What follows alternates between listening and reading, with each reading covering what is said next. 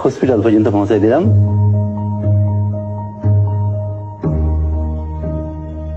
আমি ভয় পাচ্ছিলাম যে কেউ আমাকে চিনে ফেলে কিনা, বিশেষ করে তৎকালীন সরকার পক্ষে কেউ আমাকে চিনে ফেলে কিনা। এই ভয়ে আমি গামছা দিয়ে মুখ ঢেকে বসেছিলাম। অনেকক্ষণ বসে থাকার পর যখন দেখলাম এক এক ওখানকার স্টাফরা আসছে, তখন আমি যে গার্ডের সাথে কথা বলার চেষ্টা করলাম। তখন গার্ডরা আমাকে চিনতে পারে নাই, এই জন্য আমি ঢুকতে পারি নাই।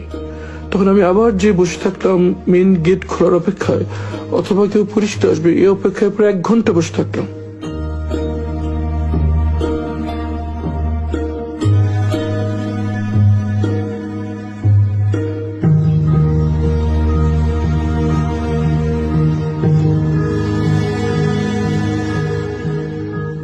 এক ঘন্টার মধ্যে আমি বসে থাকলাম, কিন্তু পরিচিত কাউকেই পেলাম না। এরপর যখন রোগীদের আসা যাওয়ার জন্য প্রধান গেটটি খুলে দেওয়া হয়, তখন আমি ভিতরে চলে যাই।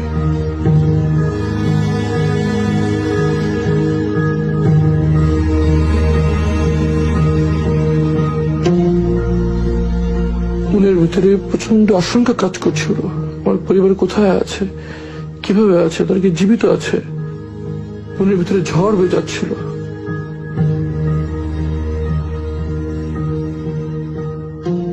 একটু পর ইবনে সিনার পিআর অফিসার আশরাফ সাহেব সেখানে আসেন। উনি আমাকে আমার রুমে নিয়ে যান, যদিও তিনি আমাকে তখন চিনতে পারেন নাই। আমি ওনার কাছে স্মার্টফোনটা নিয়েই আমি গুগলে যাই এবং আমার নাম সার্চ দিই। সার্চ দেওয়ার সাথে সাথে এই ছবিটা স্ক্রিনে ভেসে ওঠে। তখন আমি ঠিক আমার চেহারা কাছে ভেবে নেই, আমাকে দেখা যায় ওনাকে চিনেন কিনা। তখন সাথে সাথে ভাই আমাকে চিনতে পারে এবং খুব আবেগ আপ্লুত হয়ে পারেন আর কি। কথায় কথায় তার কাছ থেকে আমি প্রথম জানতে পারি যে 5ই আগস্ট শেখ হাসিনা পালিয়ে গিয়েছে। আমি তো বিশ্বাসই করতে পারছিলাম না, আমার কাছে স্বপ্নের মতো মনে হচ্ছিল।